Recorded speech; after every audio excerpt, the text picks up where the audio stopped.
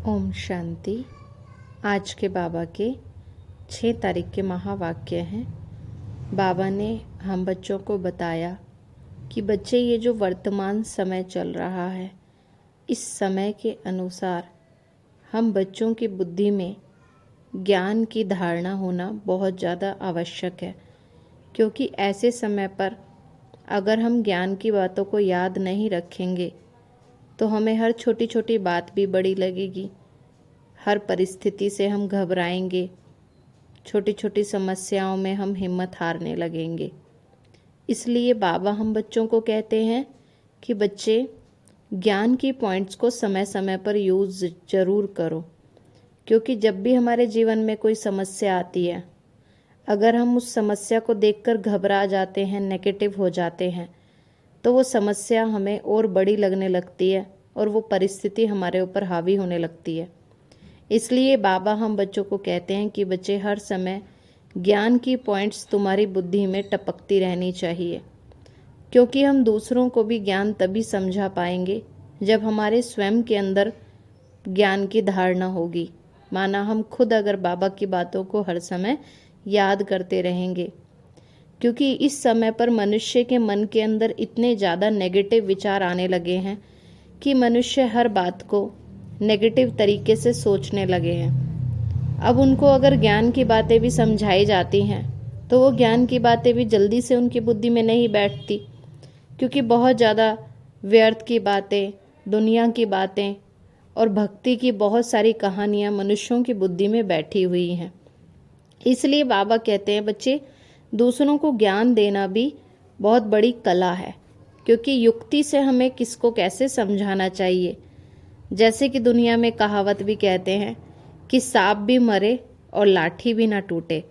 माना हमें किसी को शिक्षा भी देनी है तो इतना अच्छे से प्यार से किसी को समझाओ कि उनको समझ में भी आ जाए और उनका दिल भी ना दुखे।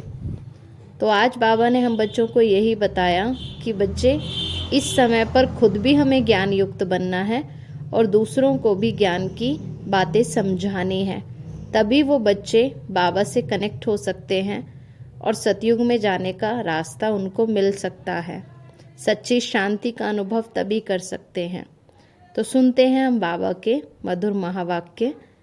बाबा ने कहा, मीठे बच्चे, ज्ञान की गुह्य बातों को सिद्ध करने के लिए विशाल बुद्धि बन बहुत युक्ति से समझाना है। बाबा ने कहा, मीठे बच्चे, ज्ञान की गुह्य बातों को सिद्ध करने के लिए विशाल बुद्धि बन बहुत युक्ति से समझाना है। कहा जाता है सांप भी मरे, लाठी भी न टूटे। प्रश्न है, हाहाकार के समय पास होने के लिए कौन सा मुख्य गुण जरूर चाहिए? हाहाकार के समय पास होने के लिए कौन सा मुख्य गुण जरूर चाहिए? उत्तर है धैर्यता का। क्योंकि आने वाले समय में चारों तरफ हलचल बढ़ जाएगी। तो बाबा क्या कहते हैं, ऐसे हलचल को देख करके हम बच्चों को हलचल में नहीं आना है। हम बच्चों को अपने अंदर धैर्यता बना करके रखनी है। तभी हम किसी परिस्थिति का समाधान ढूंढ पाएंगे।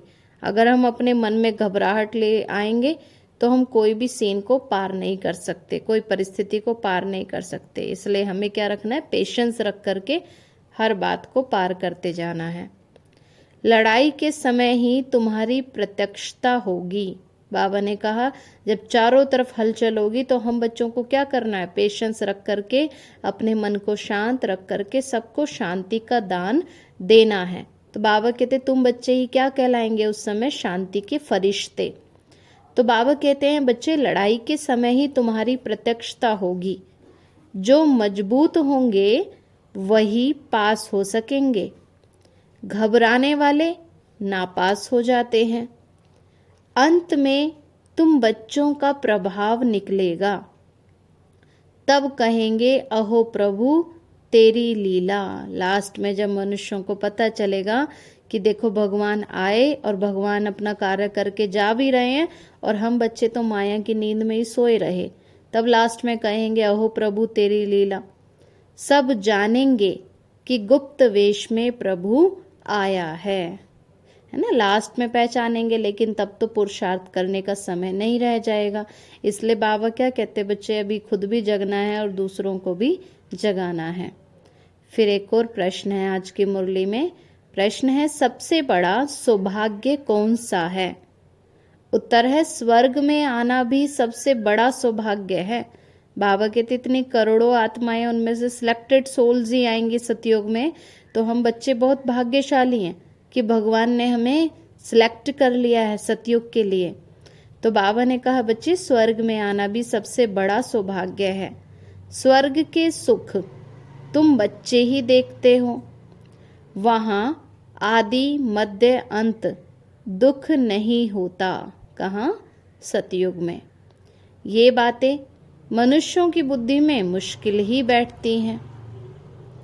गीत है, नई उम्र की कलियां तुमको देख रही दुनिया सारी, तुम पर बड़ी जिम्मेवारी है ना। बाबा कहते बच्चे, तुम बच्चे क्या हो, सतयुग के लिए तैयार हो रहे हो।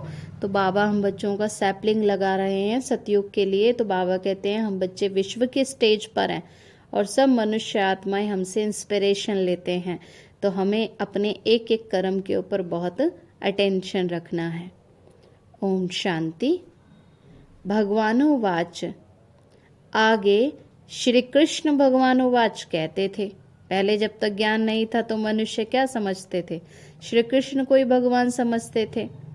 अब तुम बच्चों को निश्चय हुआ है, श्री कृष्ण भगवानुवाच नहीं है, श्री कृष्ण तो त्रिकालदर्शी अर्थात स्वदर्शन चक्रधारी नहीं है ना। तो अब ये अगर भक्त लोग सुने तो बिगड़ेंगे, क्योंकि स्वदर्शन चक्र तो इस समय हम बच्चों को बाबा ने दिया है। सतयुग में तो बाबा क्या कहते हैं बच्चे, तीनों कालों का ज्ञान नहीं होता है। तो बाबा ने कहा मनुष्य ये बातें सुनेंगे, भक्त लोग सुनेंगे तो कहेंगे बिगड़ेंगे, कहेंगे कि श्री कृष्ण को स्वदर्शन चक्रधारी क्यों नहीं कहेंगे। तो कहेंगे तुम इन्हों की श्रद्धा क्यों कम करते हो, जबकि इनका निश्चय कृष्ण में है कि वह स्वदर्शन चक्रधारी है। स्वदर्शन चक्र हमेशा विष्णु को या कृष्ण को ही देते हैं। दुनिया को तो ये मालूम ही नहीं है कि श्री कृष्ण और विष्णु का क्या संबंध है।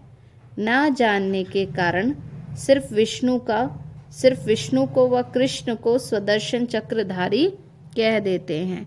क्योंकि बाबा ने कहा सतयुग में ऐसे थोड़े ना कि देवी देवता कोई अलंकार लेकर हाथ में चलते रहेंगे। बाबा क्या कहते हैं बच्चे, ये अलंकार तो इस समय तुम बच्चों को दिए जाते हैं क्योंकि इस समय तुम्हारी माया से युद्ध चल रही है। सतयुग में तो कोई युद्ध की बातें होंगी ही नहीं, तो वहाँ कोई शस्त्र आदि की आवश्यकता ही नहीं है।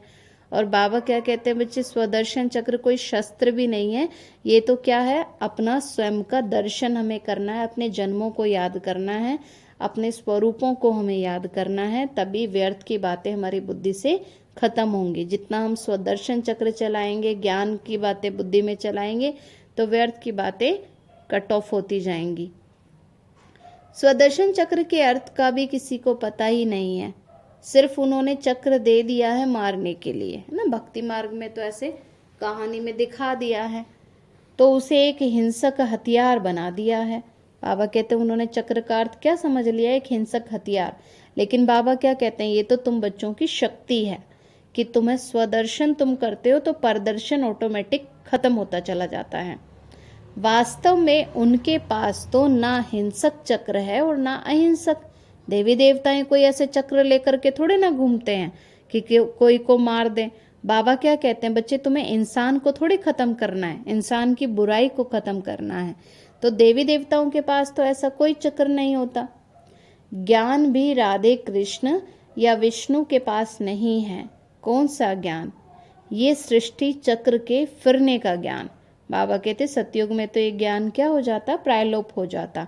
इस समय बाबा हम बच्चों को सृष्टि चक्र का ज्ञान देते हैं, तो वह सिर्फ तुम्हारे में है ना। अब ये बड़ी गुह्य बातें हैं। बाबा कहते हैं ज्ञान की बहुत गहरी बातें हैं। ये सब बातें युक्ति से कैसे समझाई जाएं, जो समझ भी जाएं, प्रीत भी कायम रहे। सीधा समझाने से तो बिगड़ेंगे, कहेंगे कि आप देवताओं की निंदा करते हैं, क्योंकि वह सब हैं एक समान, सिवाय तुम ब्राह्मणों के।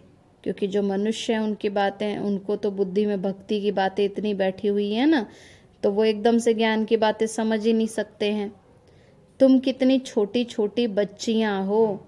बाबा तो कहते हैं छोटी छोटी बच्चियों को ऐसा होशियार करना चाहिए जो प्रदर्शनी में समझाने के लायक बने। जिसमें ज्ञान है वह आप ही ऑफर करते हैं। बाबा कहते जिन बच्चों को सेवा करने की लगन होती है, शौक होता है ज्ञान सुनाने का, वो खुद ही आकर के क्या करते हैं, सेवा के लिए तैयार रहते हैं, ऑफर करते हैं कि हम प्रदर्शनी में समझा सकते हैं। ब्राह्मणियों की बड़ी विशाल बुद्धि चाहिए प्रदर्शनी में समझाने के लिए। सर्विसेबल को भेजना चाहिए, सिर्फ देखने का शौक नहीं। बाबा कहते ये नहीं कि कैसे हो रहा है प्रोग्राम, कैसे प्रदर्शनी हो रही है, सिर्फ देखने का शौक नहीं है, लेकिन सेवा भी करनी चाहिए। पहले पहले तो ये निश्चय चाहिए कि गीता का भगवान निराकार परम पिता परमात्मा शिव है। श्री कृष्ण को भगवान नहीं कहा जाता है, इसलिए गीता भी रॉन्ग है। क्योंकि गीता भी क्या हो गई, खंडित हो गई, क्योंकि निराकार के बदले देहधारी का नाम डाल दिया। तो ये बिल्कुल नई बात हो गई ना दुनिया में। इसलिए कहते हैं ईश्वर की गतमत तो न्यारी है। जो ज्ञान आज दिन तक किसी मनुष्य के पास नहीं था, वह सत्य ज्ञान के राज आकर के शिव बाबा हम बच्चों के समक्ष सारे राज खोलते हैं। दुनिया में सब कहते हैं कृष्ण ने गीता गाई। यहाँ समझाया जाता है कृष्ण गीता गा ना सके।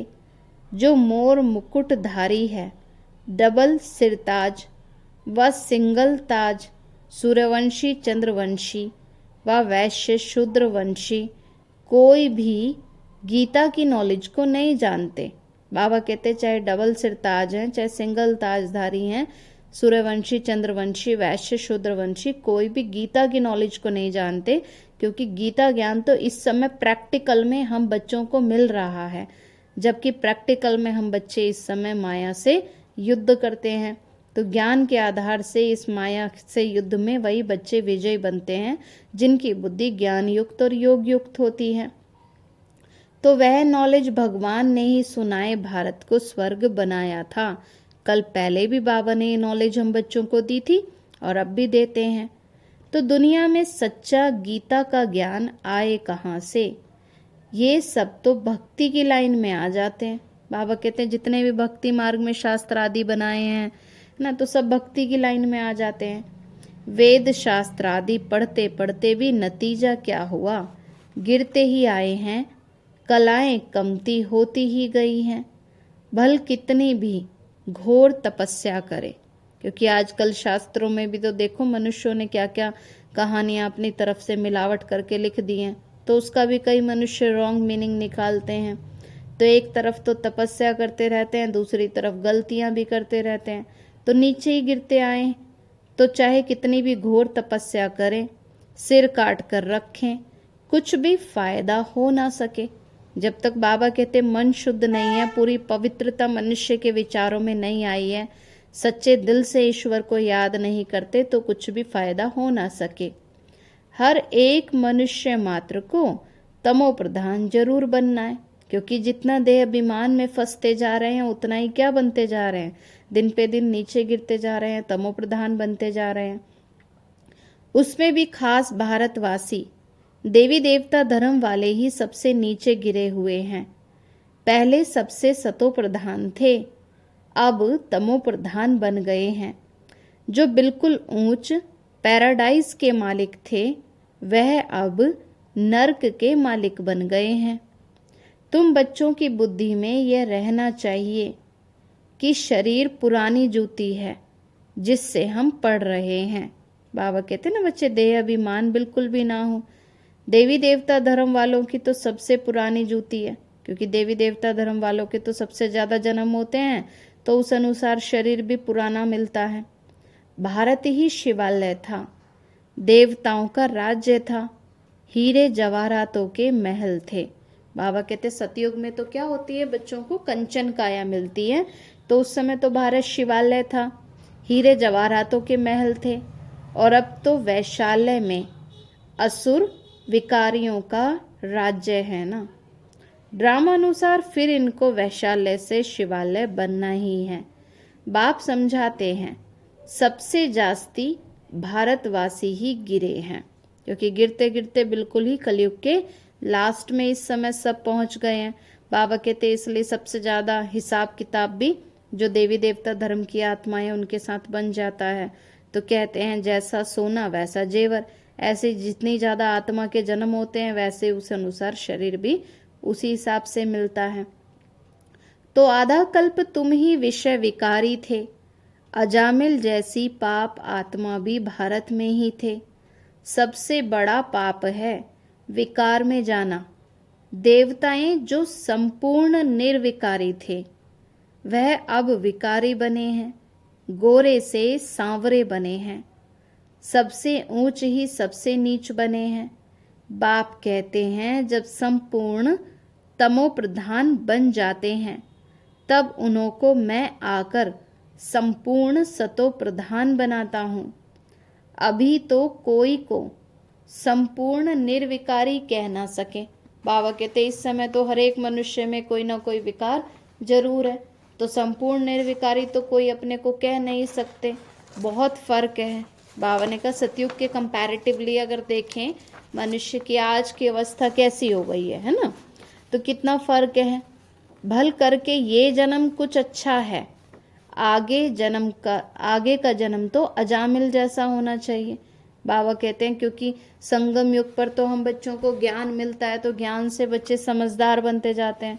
अब पिछले जन्मों में तो कलयुग की शुरुआत में देखो तो माया की मत पे चल के मनुष्य ने पता नहीं कैसे कैसे क्या क्या कर्म किए हैं।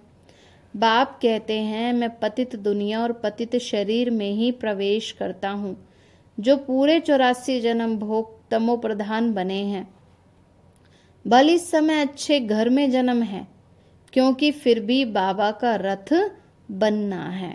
बाबा कहते हैं जैसे ब्रह्मा बाबा का एग्जाम्पल दिया शिव बाबा ने कि इस समय अच्छे घर में जन्म है क्योंकि फिर भी बाबा का रथ बनना है ना। ड्रामा भी कायदे सिर बना हुआ है, इसलिए ही तो साधारण रथ को पकड़ा है। यह भी समझने की बातें हैं। तुम बच्चों को सर्विस का बहुत शौक होना चाहिए। बाबा को देखो कितना शौक है।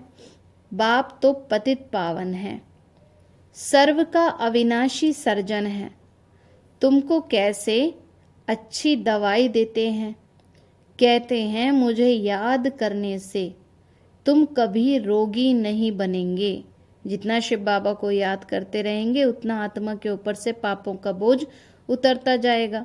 फिर 21 जन्म तक कभी कोई दुख रोग शोक चिंता नहीं होंगे।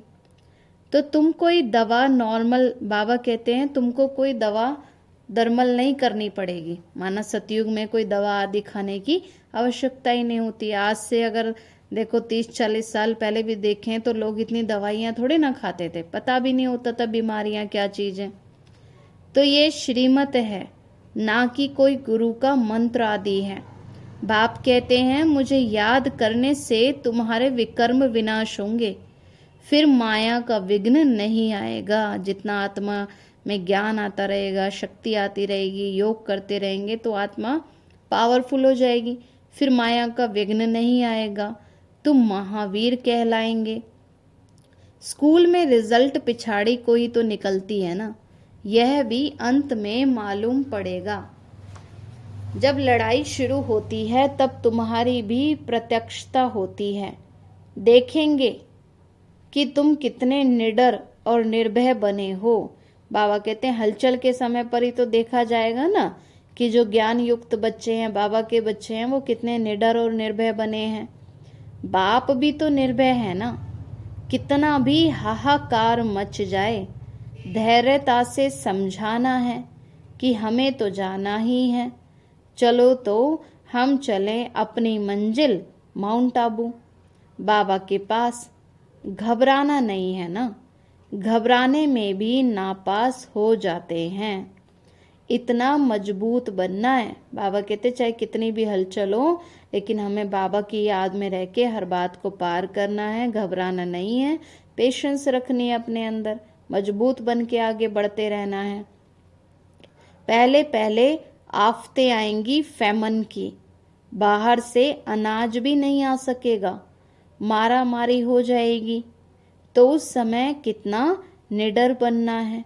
लड़ाई में कितने पहलवान होते हैं, कहते हैं मरना और मारना है, जान का भी डर नहीं है। भल उनको ये भी ज्ञान नहीं है कि शरीर छोड़ दूसरा लेंगे, उनको तो सर्विस करनी है। जैसे आर्मी में होते हैं, जितने भी सोल्जर्स होते हैं, कितना भावना से सेवा करते हैं ना, देश की सेवा के लिए अपनी जान भी देने को तैयार हो जाते हैं। तो बाबा कहते हैं बच्चे तुम भी तो कौन हो, तुम भी, बाबा कहते हैं बच्चे, रूहानी सेल्वेशन आर्मी हो। तो तुम्हें भी क्या करना है, दूसरों को भी संभालना है और खुद भी हिम्मत रखनी है। अगर हम खुद ही परेशान होते रहेंगे तो दूसरों को कहाँ से हिम्मत दे पाएंगे। तो बाबा ने इसलिए एग्जाम्पल दिया कि बच्चे उनको तो ज्ञान भी नहीं होता, जो आर्मी वाले होते हैं उनको ये ज्ञान नहीं होता कि हम एक शरीर छोड़ करके दूसरा लेंगे, उनको तो बस सर्विस करनी है। वो लोग सिखाते हैं, बोलो गुरु नानक की जय, हनुमान की जय। तुम्हारी शिक्षा है कि शिव बाबा को याद करो। अब वह नौकरी तो करनी ही है अथवा देश सेवा तो करनी ही है, जैसे तुम शिव बाबा को याद करते हो। इस प्रकार कोई भी याद नहीं करते हैं, है ना। दुनिया में तो मनुष्य क्या भक्ति पूजा पाठ तो कर लेते हैं, लेकिन जो सही से दिल से बाबा को याद करना चाहिए, कनेक्शन कैसे जोड़ना आना चाहिए बाबा से, वो उस तरीके से कोई भी याद नहीं करते हैं। शिव के भक्त तो ढेर हैं, परंतु तुमको तो डायरेक्शन मिलते हैं, शिव बाबा को याद करो। वापस जाना है, फिर स्वर्ग में आना है। अब सूर्यवंशी चंद्रवंशी दोनों ही राज्य स्थापन हो रहे हैं। ये ज्ञान सबको मिलेगा। जो प्रजा बनने लायक होगा वह उतना ही समझेगा। अंत में तुम्हारा प्रभाव बहुत निकलेगा। तब कहेंगे अहो प्रभु तेरी लीला, जानेंगे कि प्रभु गुप्त वेश में आया है।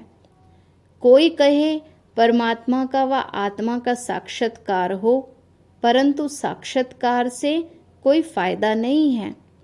समझो सिर्फ लाइट चिंगारी देखी, परंतु समझेंगे कुछ भी नहीं कि यह कौन है, किसकी आत्मा है, वह परमात्मा है।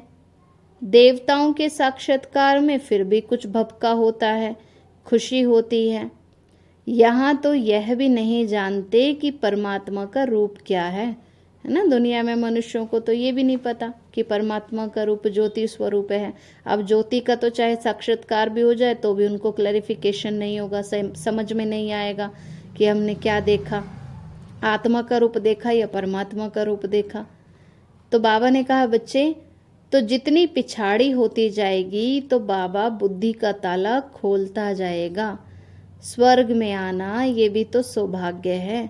स्वर्ग के सुख और कोई देख ना सके। स्वर्ग में यथा राजा तथा प्रजा रहते हैं, माना प्रजा भी बहुत सुखी रहती है।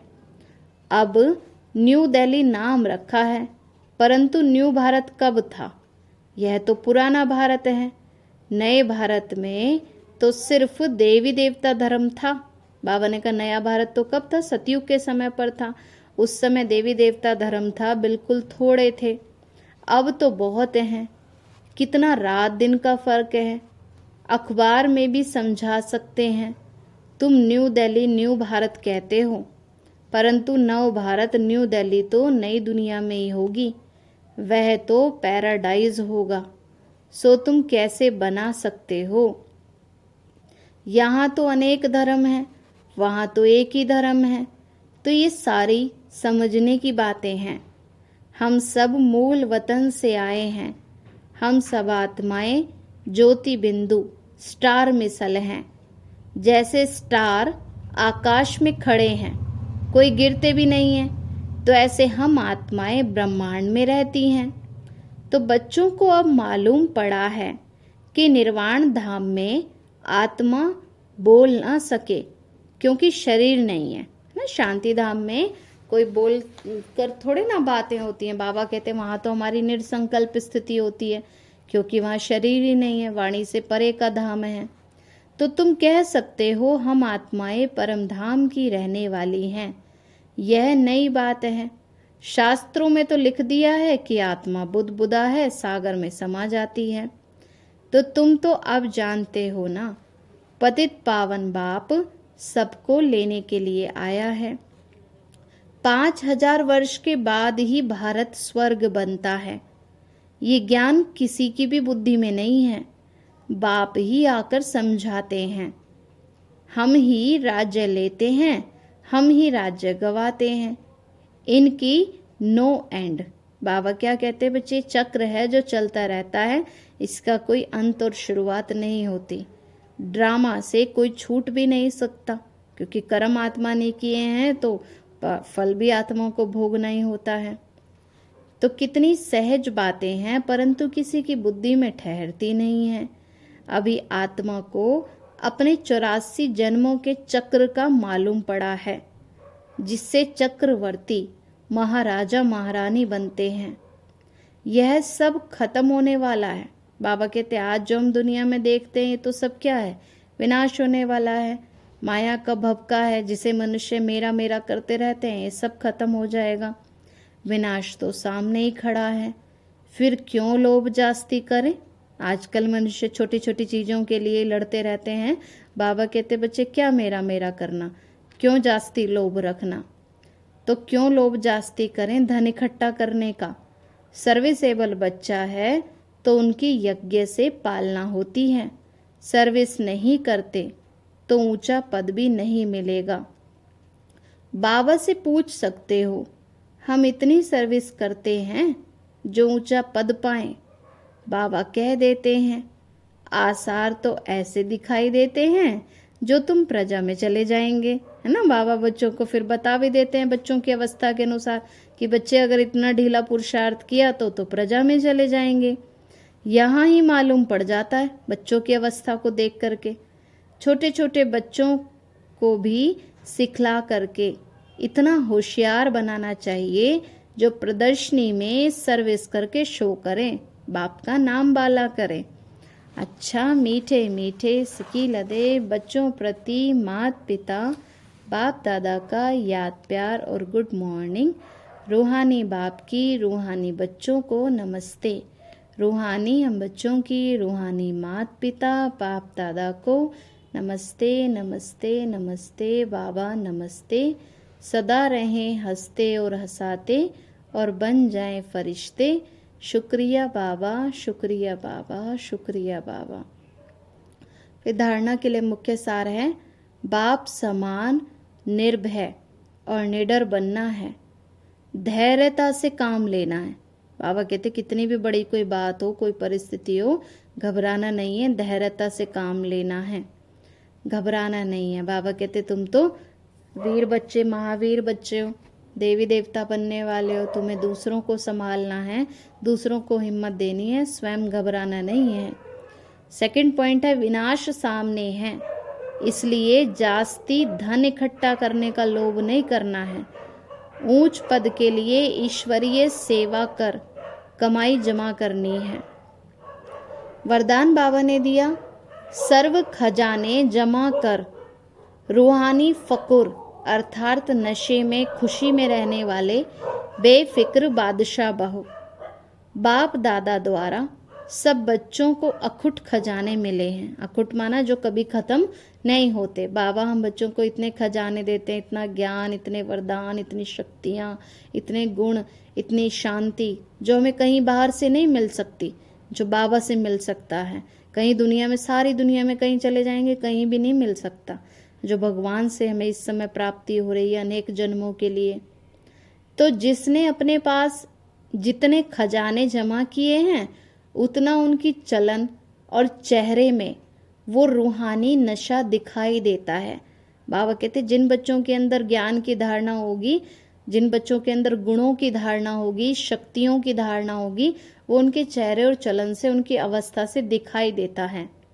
जमा करने का रूहानी फकुर अनुभव होता है। वो बच्चे हमेशा कैसे रहेंगे, शांत रहेंगे, खुश रहेंगे, हर बात को खुश होके पार करेंगे, सरलता उनके अंदर होगी, रहम भाव होगा, दया भावना होगी, सहयोगी बन के चलेंगे, है ना। तो बाबा कहते हैं जिन बच्चों के अंदर ज्ञान की धारणा होती है तो वो चेहरे और चलन में रूहानी नशा दिखाई देता है, जमा करने का रूहानी फक्र अनुभव होता है कि इन बच्चों के अंदर ज्ञान का खजाना है, गुणों का खजाना है, तो वो खुशी उनके अंदर दिखाई देती है। जिसे जितना रूहानी फक्र रहता है उतना उनके हर कर्म में बेफिक्र बादशाह की झलक दिखाई देती है। बाबा कहते हैं वह बच्चे हमेशा कैसे रहते हैं, बाबा को याद करके एकदम निश्चिंत रहते हैं, बेफिक्र होकर के खुश रह करके हर कार्य करते हैं, क्योंकि जहाँ फक्र है वहाँ फिक्र नहीं रह सकती। जैसे छोटे बच्चे होते हैं ना, बस हमेशा माता पिता को याद करते हैं, उनकी आज्ञा पे चलते हैं, तो माँ बाप भी उनका हर कार्य करने के लिए हमेशा तैयार रहते हैं। ऐसे हम बच्चों को भी क्या करना है, बस बाबा को याद करना है, तो बाबा भी हर कार्य करने के लिए हमारा साथ देते रहते हैं। तो इसलिए बाबा क्या कहते हैं, बच्चे फिक्र में नहीं रहना है लेकिन रूहानी फक्र में रहना है, खुशी में रहना है।